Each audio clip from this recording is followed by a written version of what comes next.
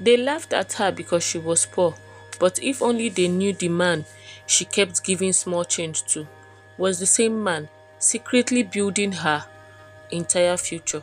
This is the story of Sandra, the girl who almost rejected the love that saved her life. And the day she found out the truth, my brother, my sister, the whole village nearly scattered.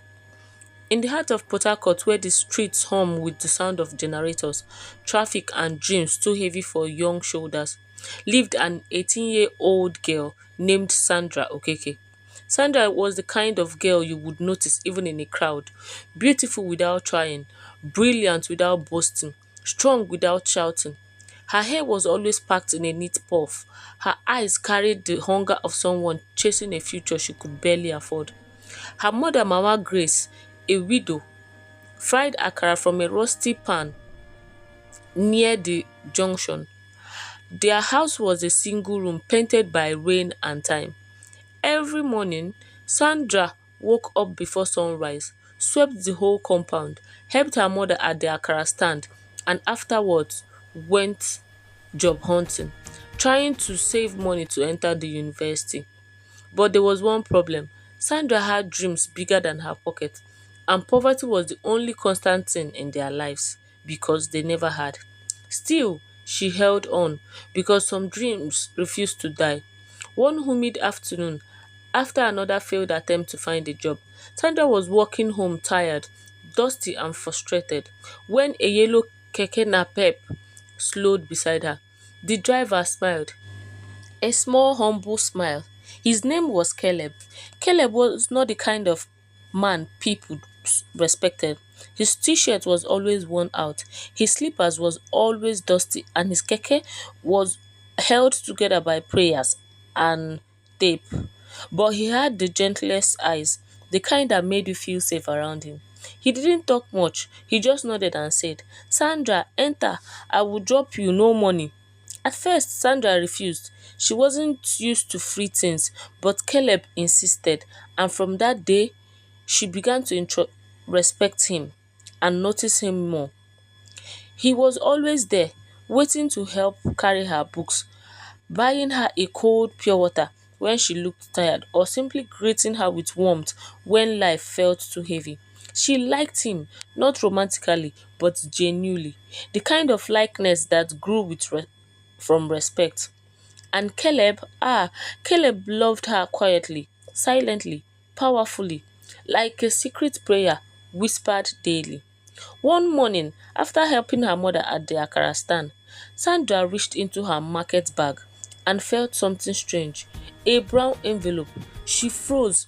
Her hands trembled as she opened it. Inside was 15,000 and a note. For your JAMB form, don't give up. Sandra gasped. Tears filled her eyes. Who did this? Who even knew she wanted to write JAMB? She asked everyone, her mother, neighbors, church members. Nobody knew, but someone was watching from a distance. A humble keke driver, cleaning his windscreen and smiling quietly to himself. Caleb wanted to help her, but he also wanted her to shine without feeling indebted. So he hid it and watched her dreams catch fire. Sandra wrote her jump, passed excellently. Her joy was the light that filled the entire compound. Weeks later, another envelope came, this time with money for textbooks. Sandra knelt and prayed. She didn't know the identity of her helper, but she believed an angel was watching her. Mama Grace called it divine favor, but the real miracle was driving a keke around town, pretending he hadn't eaten since morning, secretly smiling whenever he saw Sandra happy. With her mysterious gift, Sandra started a tiny business selling fish roll and chilled drinks at the junction. She woke early, baked before sunrise, and carried her cooler everywhere. Every time she made profit, she would stop by Caleb's keke and hand him 200 naira or 500 naira. Thank you for always being kind, Caleb. God will bless you, she said. Caleb would smile shyly, pretending he didn't need the money. But inside him, a storm of emotion would arise. The girl he was building a future for was thanking him with the little she had. This irony alone could make a man cry. One hot afternoon, Sandra received an SMS. Congratulations, you have been offered admission into the University of Port Harcourt. She dropped her phone and screamed. Mama Grace collapsed into tears. The whole street celebrated, but the joy was short lived because school fees remained a mountain they could not climb. Sandra cried at night, biting her pillow so her mother would not hear her sound. And somewhere across the street, Caleb sat on the edge of his bed, counting his savings, the money he had been putting aside for months, money meant for repairing his keke, buying medicine for his sick mother, saving for a better life. He sighed deeply, then he placed the money into an envelope and prayed. Caleb wasn't just a poor keke driver. No, life had beaten him hard. Yes, but he was not worthless. Before his father died, he had promised to take care of his younger brother Chima and their sick mother. Hospital bills drained them. Debt followed them like a shadow. Caleb took two keke shifts every day, day and night. He slept in his keke sometimes. He skipped meals, one wore torn slippers and borrowed fuel. But every time he saw Sandra smile, every time he watched her studying by the roadside light, every time he heard her talk about her dreams and future, Caleb told himself, for this girl I will sacrifice. He didn't want her to know. He didn't want her to feel pity. He didn't want to look like a man buying her future. He wanted her to fly, even if he had to crawl. Sandra entered Uniport. She resumed lectures.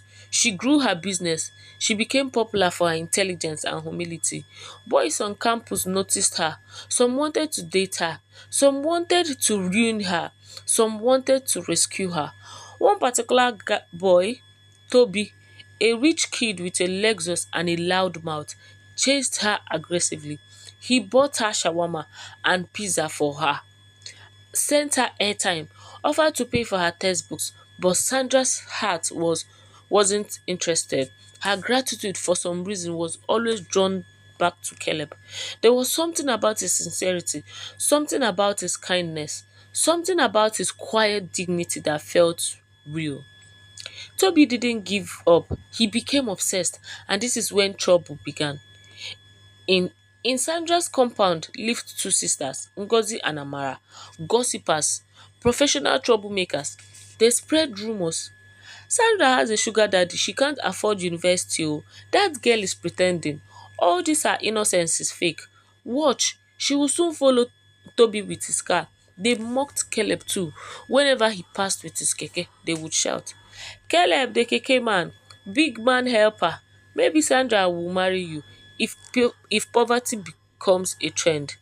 People laughed, but Caleb didn't. He simply drove away with a quiet dignity.